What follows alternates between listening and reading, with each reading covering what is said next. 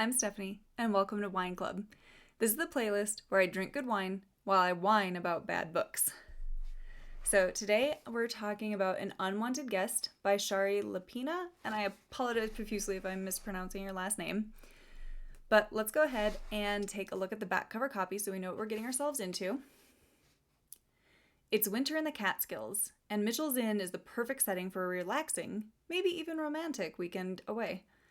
It boasts spacious old rooms with huge wood-burning fireplaces and a well-stocked wine cellar, and is ideal for just curling up with a good murder mystery. So when a blizzard cuts off the electricity and all contact with the outside world, the guests settle in and try to make the best of it. Soon, though, one of the guests turns up dead. It looks like an accident, but when a second guest dies, the others start to panic. Within the snowed-in paradise, something, or someone, is picking out the guests one by one. And there's nothing they can do but hunker down and hope they can survive the storm. And one another. Now, first, I do want to say that obviously there are going to be spoilers in this review. And second, this review is solely about the book, not about Lapina as a person. Now, I did get this with a bulk buy from Barnes & Noble after hearing good things about it.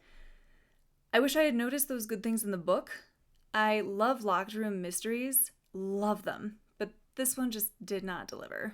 Well, okay, actually it delivered until the ending. This should have been a fantastic book. It really was a great read, but the ending was awful enough that it destroyed my earlier high opinion. Stick the landing, An Unwanted Guest.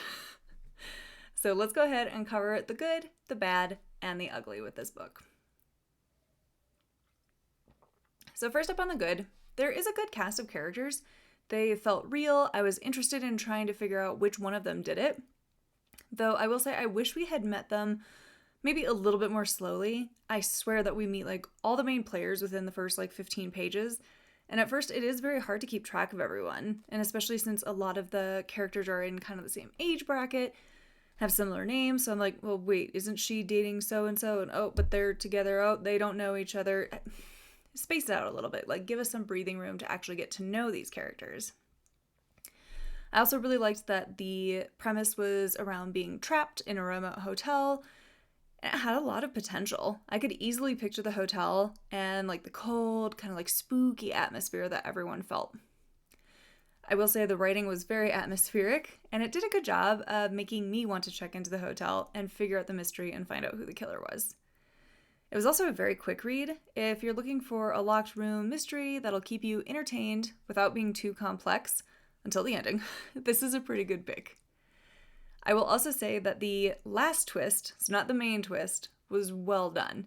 Again, spoiler alert, I did not see Beverly killing her husband coming, but the reveal of Lauren, to quote a fantastic YouTuber, wow. Wow, wow, wow, wow, wow. But we're going to get to that. So on the bad, the writing style wasn't really a big hit with me. It kind of felt detached and somewhat simplistic, and the sentences can be really choppy. One of the sections I have tabbed. So, let's see. I'm on page 10 of my printed copy. Henry fingers the cell phone in his pants pocket. There's no reception up here, which is something he hadn't been expecting. Beverly hadn't mentioned that. He feels a twinge of annoyance. And then, the very next page, a gorgeous Persian carpet covers part of the dark wood floors and makes everything feel cozy but expensive, which is just what she likes. A chandelier sparkles overhead. The smell of the wood fire reminds her of blissful days spent at Matthew's family cottage. She breathes deeply and smiles. She's a very happy woman. Recently engaged on a weekend tryst with the man she is going to marry. Everything is glorious. Another section. This is page 35. She lets herself get off track. She ought to write another page before she goes down to dinner. She checks her watch and realizes she's missed the cocktail hour.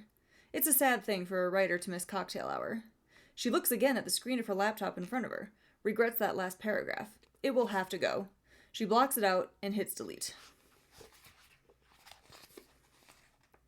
And then page 72.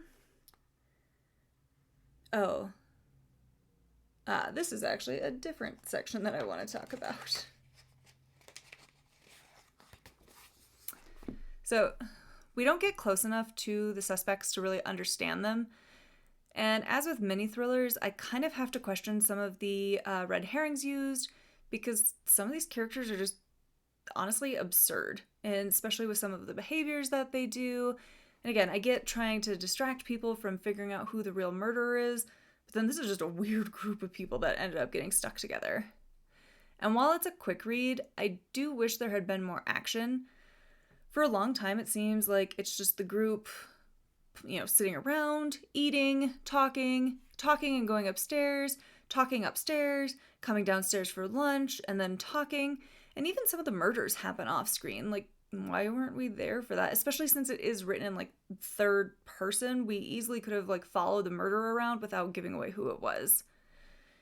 Another thing that also kind of bothered me, both with that and the writing style, is it's a bunch of people observing others or watching others. There are multiple instances of Beverly watches her husband, or David observes Ian.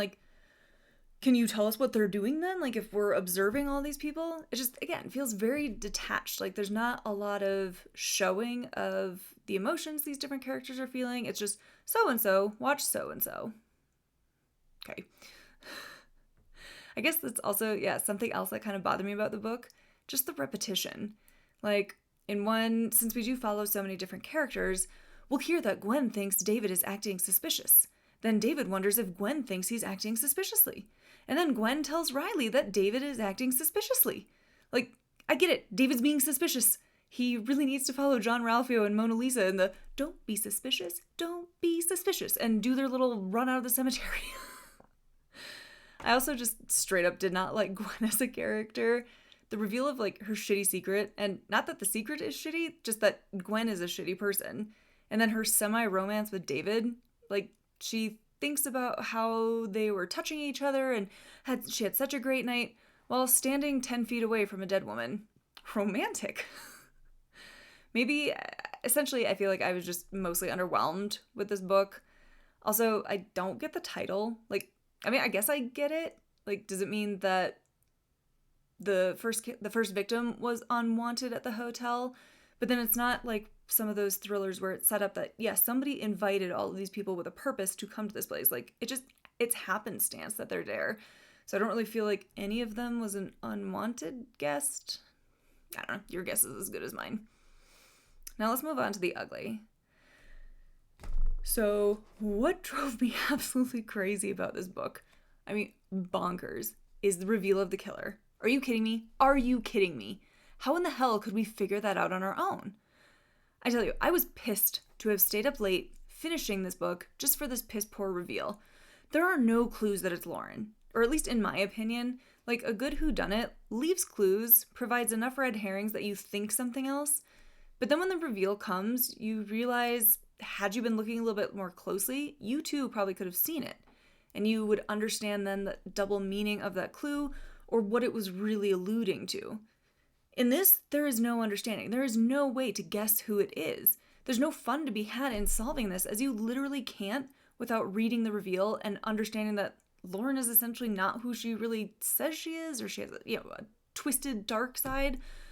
We never see that. And so it's impossible to figure out. And that's part of the reason that I like reading these, is guessing ooh, who is it? And even if I can guess it, I still want that reveal of the why. It just slaps you in the face, and it really ruined the reading experience for me. The reveal is literally out of the blue, which I guess is fitting given the color of this book.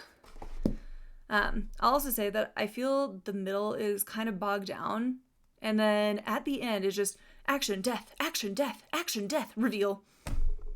Why couldn't you have spaced this out and added some of this into the middle of the book? Make it stretch out a little bit longer. Add a little bit more nuance to the middle part of the book instead of them just, they came down for lunch. They were hungry. It was cocktail hour. Let's sit around and observe each other and watch each other and see who's acting suspiciously. Giving it another death in the middle of the book instead of just rushing it out all at the end and then being like, oh yeah, Lauren's a psychopath. Haha, she hated this person and accidentally killed her. And then she thinks other people were onto her, so she had to kill them too. What? Again, Beverly's twist was the only good one that I thought came out of this. I'm still on the fence on whether I'll give her work another try. Again, I mostly liked it until that ending, but I am really mad about that ending. I did not like that. That really turned me off to this book. So tell me, have you read An Unwanted Guest? Let me know what you wanted from this book by leaving your thoughts in the comments below. Or let me know if I'm the dummy and I missed some obvious clues, as I'm still sitting here confused. I don't get it. Otherwise, I'll see you next time on Wine Club.